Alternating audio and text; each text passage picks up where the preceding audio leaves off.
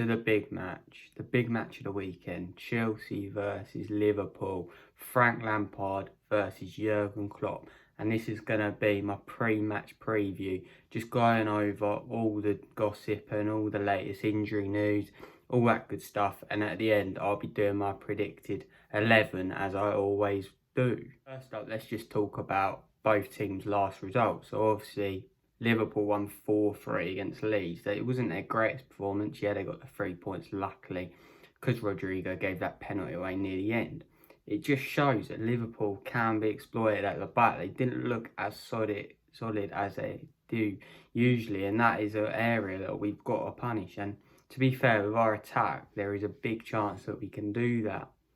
It's just all about the mentality. Will we be so defensive that we don't use our options going forward, like Werner, Havertz, all that? Or will we just say, come on, we saw what Leeds can do, we can get at them.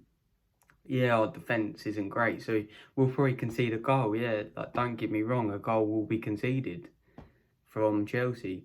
But yeah, we know we can get at them. We just saw the frailty Liverpool have defensively. We saw it last week. So there is opportunity here for Chelsea to bag a couple goals and maybe get the 3 points, depending on the performance.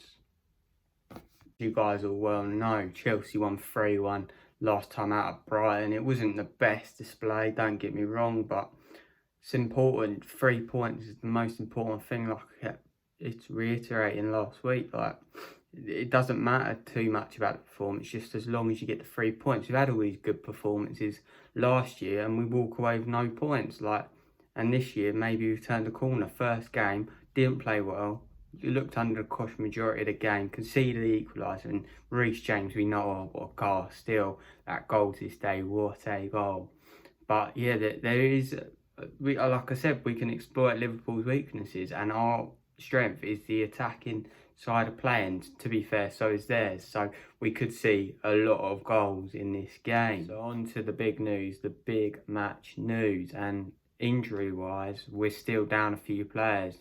Ziyech won't be fit, but I'm hearing reports that he will be back for the West Brom game next week, which is a positive.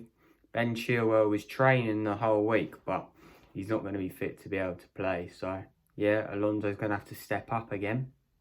Thiago Silva's in the squad. Will he play? I'm not sure. He hasn't played that much. There is a language barrier that Frank reiterated in his press conference, which we all knew would happen, but we have got like Kante and Zuma, they all speak French. Obviously, they're French, so maybe they could be the link to the other players. So Christian Pulisic isn't ready for this game, which is a big miss, considering, remember, last time we played him in that Project Restart, 5-3, Pulisic came on and completely changed the game, but he's not ready for this game. Also positive is that Timo Werner is fine. He suffered a dead leg in the win at Brighton, so yeah, he should be back for this one, which is obviously good news. So that's the Chelsea news. Liverpool news, I think Jurgen Klopp said they have a full strength team, which obviously Thiago is able to play. Whether he will play, I don't know. They're saying he might just travel down with the squad. Also, Jota, big news last night. Jota, 45 million. I think that's a good signing for Liverpool. I rate him. He's a good player. 45 million though. I know they need depth, but Jesus, that's a lot of money. He suits the way Jurgen Klopp likes to play, with the counter-attacking, fast-paced football. Obviously, we've seen him do that at Wolves. So, yeah, I feel like he'll fit in to that Liverpool team very well. Will the beef between Frank Lampard and Jurgen Klopp come up again? Obviously, last game out, we saw it. They had a proper row on the touchline.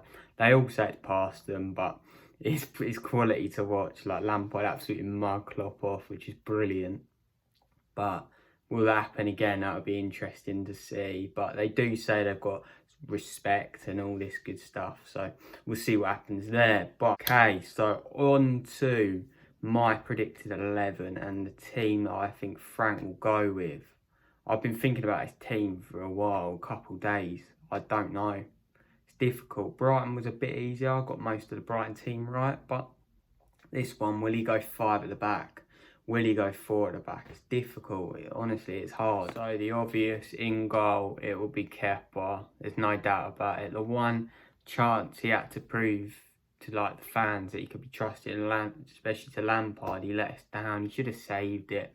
People have mixed opinions, but I'm one of them who thinks he definitely had to save it, no question. So it's going to be Lampard, because Mendy, I don't know what's happening. I'm hearing that he will be done, and they're just waiting for Tomori to agree personal terms to be able to go out and play for Rennes. So yeah, once Tomori signs that, then Mendy will be a Chelsea player.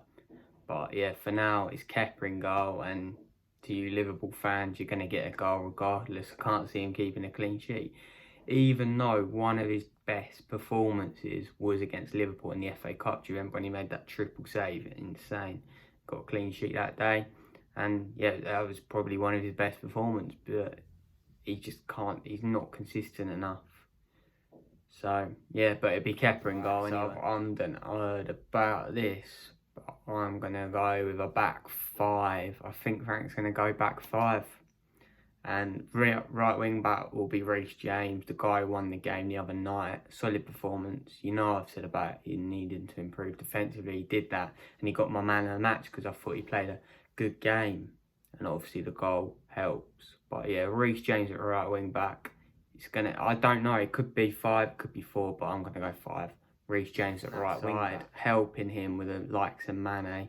It'll be Aspilicueta, the right centre back. Yeah, what could I say? This guy's the captain. He's the leader. He'll come in. He got a few minutes here and there, bit of match fitness after his bad injury in the FA Cup final. So yeah, Aspilicueta at the right centre back. So into the middle centre back, and the middle centre back, I'm gonna go with Thiago Silva. I think this guy's gonna make his debut.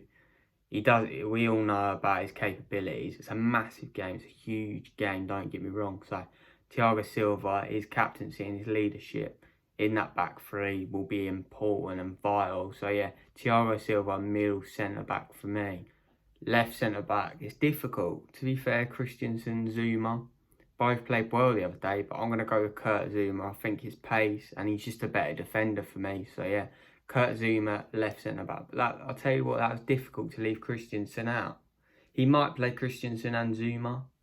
Don't get me wrong, but yeah, I'm going to go Kurt Zuma, left centre back, just for his pace, and he's just an all-round better defender in my opinion. So yeah, Kurt Zuma, left centre back.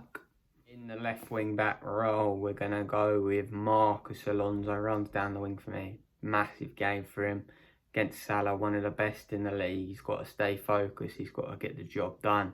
So yeah, for me, Marcus Alonso, easily left wing back. Obviously not going to go with Emerson. Let's hope Emerson gets his sale that he wants and his move away.